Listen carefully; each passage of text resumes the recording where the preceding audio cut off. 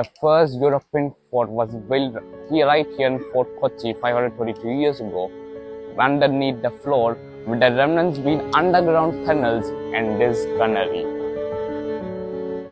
In 1503, after Francisco de Albuquerque drove off the Zamorans forces at Cochin, the Cochin Raja himself was very pleased and made a deal with him that he himself sought after, that Francisco would construct a barrier for defense at Cochin, defending the lights of any Portuguese trader.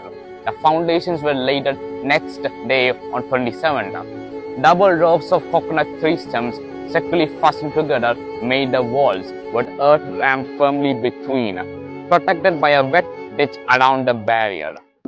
Then Francisco's cousin Afonso de Albuquerque arrived with ships of 3 and full of crews on 13th of September, and hereafter the structure was finished quickly. The fort was hereafter christed also as Emmanuel after the reigning king of Portugal. After the reinforcement in 1588, the fort became the most powerful fort in Kerala for the Portuguese, with various tunnels dotted all over Fort Kochi, with the loss of it bringing an end devastating end to the Portuguese in Kerala.